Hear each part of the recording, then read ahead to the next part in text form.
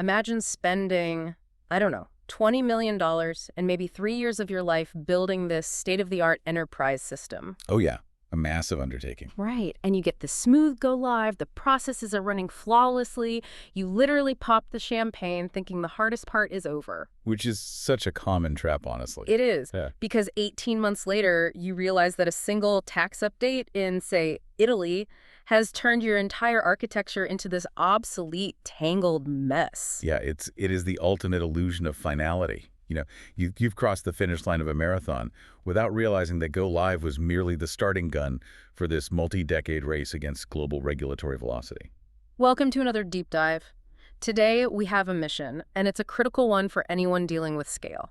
We are unpacking the hidden architecture that determines whether a global enterprise scales gracefully into the unpredictable future or, completely collapses under its own technical debt. It's such a fascinating architectural puzzle because the failure points hide in plain sight. They're usually masked by that early celebratory success you mentioned. Exactly. And we've got a fantastic stack of materials for this today. We're looking at some incredibly incisive architectural blueprints focused on SAP compliance integration. Really detailed stuff. Yeah, these documents detail the exact layer-by-layer technical framework required for genuine scalability. And they also expose why our traditional definitions of a successful go-live are actively setting us up for failure. Okay, let's unpack this. Why is it that a year and a half after a supposedly perfect software launch, everything suddenly starts breaking down? Well, it's mostly because the initial implementation was a success only for the world that existed on the exact day it was planned. Right. So when an enterprise system starts fracturing a year and a half after launch, it's a symptom of designing a static solution for a highly dynamic reality. And we see this painful, incredibly common scenario mapped out in the data we're looking at. You have that flawless launch. But fast forward 18 months, and a key market introduces a new continuous transaction control mandate, a CTC. A completely new rule book. Exactly. Suddenly, the government requires real-time transaction data in a format your system just wasn't configured to output. Or say you kick off a massive AI initiative. Which everyone is doing right now. Right. But it stalls immediately because the financial data coming out of SAP lacks the structural consistency the large language model requires. And operationally, think about the tax team. Yeah. They championed this massive system upgrade under the promise of automation. Oh, yeah. The promise that everything would be easier. But now they find themselves back to manually transforming XML files in Excel because the ERP is spitting out invalid structures. It's completely absurd. It's like building a sprawling, ultra-modern smart city, but deciding to construct a separate, dedicated single-lane highway for every single delivery truck that ever needs to drop off a package. Oh, wow. Yeah. Right. At first, the trucks get there fast, but eventually, your entire city is nothing but overlapping, gridlocked highways, and there's just no room left for actual buildings. That is a highly accurate representation of technical debt in this space. I mean, it highlights a critical distinction we need to make right up front, the difference between operational success and strategic value. Okay, break that down for us. So operational success simply means the system passes user acceptance testing today. The transactions post to the general ledger, the reports generate, and the users can push the buttons they need to push right now. Which is, let's be honest, all anyone actually measures on Go Live Day. Did it crash? No. Great, cut the cake. Precisely, you check the boxes. But strategic value means the system adapts to regulatory changes without requiring fresh customization every single time. Ah, I see. It generates clean, machine-readable data inherently. It maintains compliance globally while actually decreasing the required manual intervention over time. The gap between operational success and strategic value is basically the gap between surviving today's go live and surviving the next 10 years of relentless change. Wow. So if the city is covered in those single-lane highways and nothing is moving 18 months later, we have to look at the architectural flaw causing the gridlock. Right. The blueprints were analyzing point-to-point-to-point integration as the primary villain here. To grasp why this fails so spectacularly, we kind of have to break down the mechanics of a compliance mandate. There are 3 variable dimensions every time a government issues a new rule, right? Absolutely. Whenever a tax authority introduces a new e-invoicing or CTC mandate, there are always 3 distinct elements that dictate the change. Okay. First is the data itself. Which specific financial fields are required, and what hierarchical structure, and with what conditional validation rules. So the actual numbers and fields. Exactly. Second is the format. This is the explicit technical schema, like a highly specific UBL or an XML structure. Right. And third is the communication protocol, Right. the actual API endpoint, the Hmm. cryptographic authentication method, and how the authority server issues its response receipts. Got it. So it's data format protocol. Yes. And those three variables are constantly shifting. Now, the default reflex for most organizations when a new mandate drops is to just build a point-to-point integration. Which means what exactly? They take the required data extraction, the format transformation, and the API protocol, and they bundle them all into a single, tightly coupled, custom-coded connection from their SAP system straight to that specific country's platform. Okay, but let me play devil's advocate here. Look at it from the IT director's perspective. Country X drops a new mandate on my desk and says, comply in 3 months or face millions in fines, plus we'll halt your entire supply chain. A very real scenario. I don't have the luxury of architecting some multi-layered utopia, right? I just need a bridge to their server right now. Wait, isn't a direct point-to-point connection the most rational, fastest way to solve the immediate crisis? If we connect this to the bigger picture, it might seem rational for one specific mandate in one isolated jurisdiction with a very tight deadline. Yeah. But replicate that rational panic response across 30 or 50 jurisdictions over a decade. It rapidly compounds into an architectural catastrophe. Because the surface area for maintenance just becomes impossible to manage. It becomes completely unmanageable. Every single one of those point-to-point connections is an isolated silo of custom software. If, say, Poland updates its CASA schema next year. Or Spain requires a new validation field for cross-border invoices. Exactly. You have to open up that specific hard-coded bundle. You have to touch the SAP extraction logic, the format mapping, and the endpoint connection all at once. In an environment where global tax mandates are evolving continuously, this architecture guarantees a permanent, overwhelming maintenance crisis. You aren't managing software anymore. You're just managing a never-ending series of localized emergencies. So you're just building 50 different custom highways, and every time the speed limit changes on one of them, you have to rip up the asphalt. That's exactly it. So how do we actually fix the highway mess? The technical blueprints we're looking at lay out a very specific escape route. They describe abandoning the point-to-point bridge entirely in favor of a strictly separated 3-layer architecture. Yes, the 3-layer cake. This scalable architecture takes those 3 variable dimensions, data, format, and protocol, and physically isolates them into 3 completely independent operational layers. Okay. The foundational principle here is that any single layer can be updated, swapped out, or entirely rewritten without ever disturbing the other 2. Okay, let's get into the mechanics of these layers. So Yeah. layer 1 is the SAP integration point. The objective here is strictly to extract canonical data. And since we're dealing with enterprise-grade SAP environments, we're talking pure IDOCs or standard API payloads, right? There is absolutely no local tax logic attached to this extraction. Is that correct? None. That is the golden rule of layer 1. Canonical data is your standardized, universal representation of a business event, a purchase order, a billing document, a goods movement. Right. Layer 1 pulls that pristine, highly structured data out of the core ERP. It does not know, and frankly does not care, that Italy has a new VAT rule or that France requires a specific XML tag. It just extracts the fundamental truth of the transaction. Okay, so layer 1 pushes that pure standardized payload forward. Then we hit layer 2, which is compliance orchestration. This seems to be the engine room where the actual processing happens. Yeah, this is the configurable platform where all that regulatory complexity is centralized.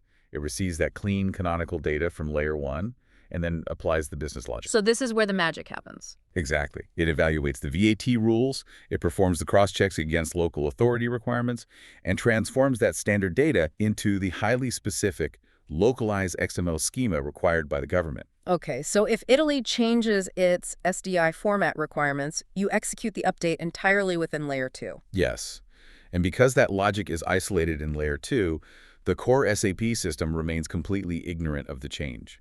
You literally don't have to touch the ERP. You insulate the SAP core from regulatory velocity. I love that. Which brings us to layer 3, authority connectivity. Final step. This is the edge operational layer, right? It handles the actual cryptographic handshakes, the API calls, the real-time responses, and the immediate error handling with the government platforms. That's exactly right. Here's where it gets really interesting. Looking at how these 3 layers interact, it perfectly mirrors a universal travel adapter. Ooh, a travel adapter. I like that. Walk me through it. Think about the mechanics. Layer 1 is the device you're plugging in, like your laptop. It requires a constant standardized flow of direct current to operate. That's your canonical data, doesn't care what country you're in. Right. Layer 2 is that chunky transformer brick in the middle of your power cord.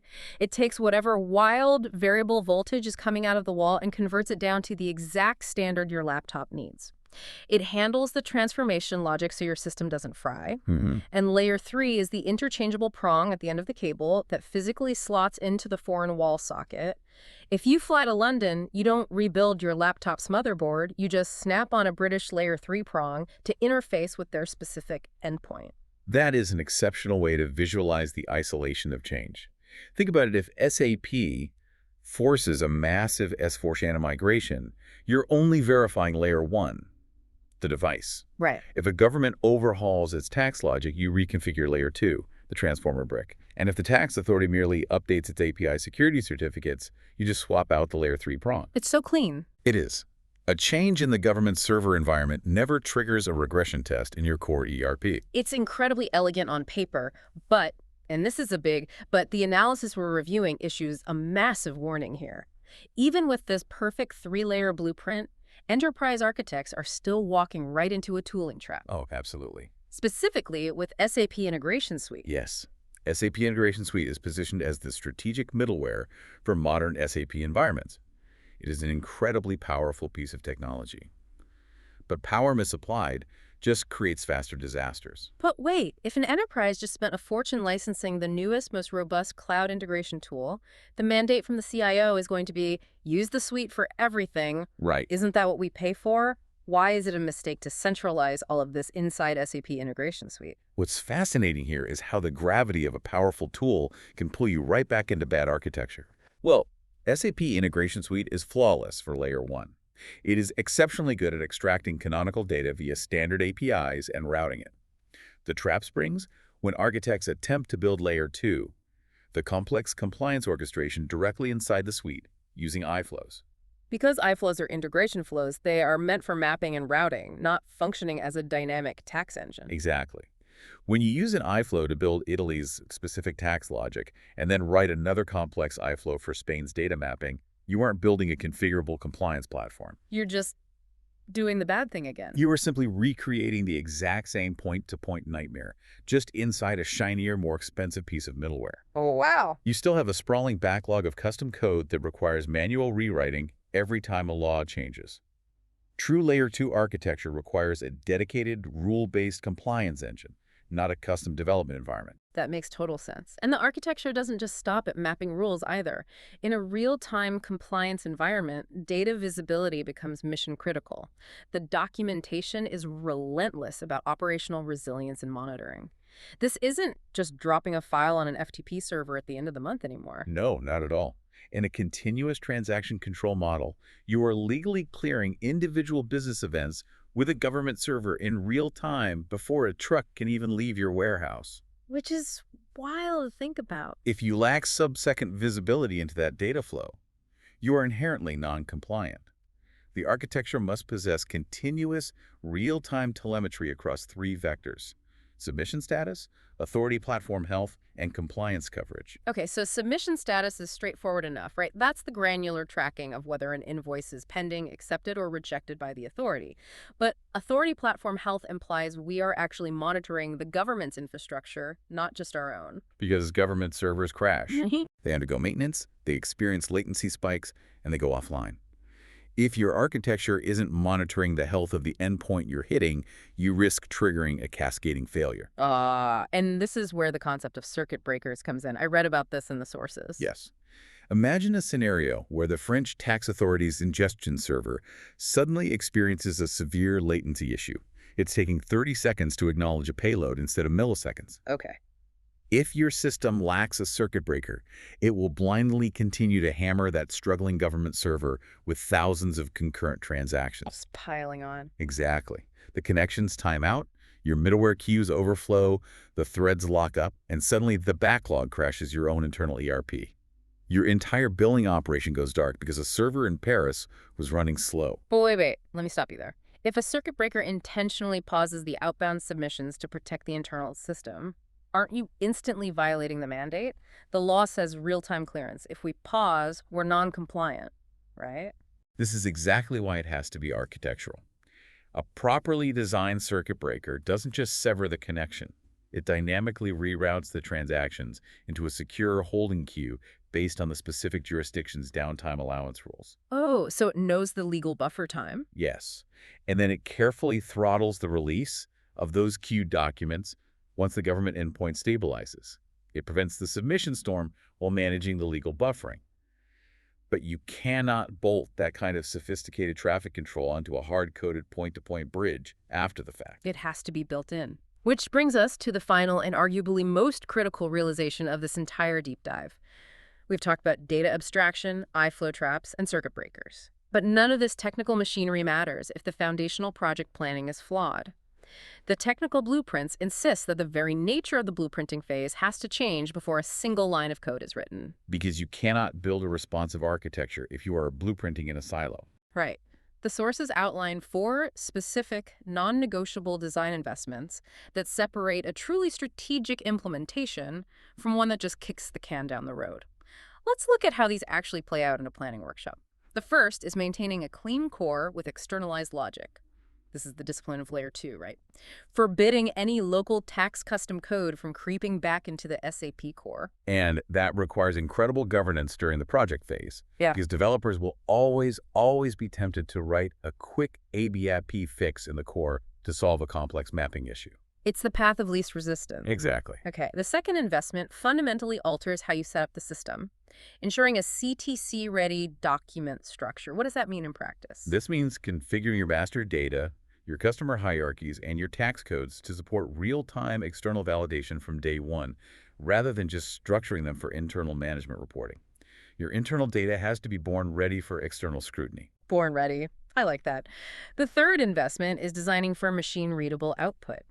And honestly, this feels like the hidden key to unlocking enterprise AI. It is the only way to unlock it at scale. I mean, if you are ever going to point a sophisticated AI or advanced analytics tool at your global financial footprint, that model needs structurally consistent, highly normalized data. If you design your compliance layers to generate pristine, machine-readable, canonical data organically, your enterprise data is AI-ready by default. You completely bypass the brutal multi-month data engineering and cleansing projects that cause most enterprise AI initiatives to just bleed out and die. That is huge. And the final piece is modeling a forward-looking regulatory horizon, basically pushing the view 3 years out. But how do you actually architect for a law that might just be a rough draft in a foreign parliament? Well, you don't architect for the specific XML tag they might eventually choose. You architect for the category of change. Okay. If you know 3 major markets are moving toward e-reporting within 36 months, you ensure your layer 1 data extraction is broad enough to capture logistics and supply chain data, not just standard tax lines. You abstract the requirements so the foundation is already poured when the final law drops. So what does this all mean? When you step back and look at the circuit breakers, the travel adapters, and the externalized logic, these aren't fundamentally technical problems, they are organizational communication problems. Right. If your indirect tax leaders and your compliance experts aren't sitting at the table with the SAP integration architects in month 1, you are guaranteeing a system failure by month 18. You are designing a system for the vacuum of a conference room, not the volatile reality it actually has to survive in. I want to highlight a specific conclusion from the architectural analysis here because it frames the stakes perfectly. The integration architecture between your ERP and the compliance environment is not a technical detail to be delegated to a middleware developer. It is a fundamental strategic decision that will dictate the operational cost, the risk profile, and the maintenance complexity of every single compliance obligation that enterprise faces for the next 10 years. A decade. A 10-year blast radius for a decision made in week 2 of blueprinting. And for you listening, whether you are managing an SAP transformation, designing a cloud migration, or just launching a new product feature, the underlying diagnostic here applies universally. Are you just trying to force the operational metrics to turn green today? Or are you designing a decoupled, resilient architecture that can absorb the terrifying velocity of change you are inevitably going to face tomorrow? And this raises a really important question to leave you with, one that extends far beyond tax formats and financial transactions. What's that? We have spent this time analyzing the architecture required to handle localized financial mandates. But look at the trajectory of global regulation. What happens when governments move beyond finance and begin mandating real-time, machine-readable compliance tracking for non-financial data? Wait, like tracking physical environmental impacts? Exactly. Mandates requiring the daily, real-time reporting of supply chain carbon emissions, or real-time extraction of global ESG metrics down to the individual vendor level. Oh, wow. If an enterprise fails to decouple its logic today, if its architecture is so brittle that a simple VAT update in Spain requires 3 months of custom coding, how on earth will that organization survive the transition to real-time planetary compliance? If your technical foundation shatters over an XML schema, tracking real-time global carbon data will be a literal impossibility. The architecture for the next decade has to be built today. That is a staggering reality check to end on. The go live is never the finish line. It is just the start of the marathon, and you absolutely cannot run it if you've paved your city with single-lane highways. Thank you so much for joining us on this deep dive. We will catch you on the next one.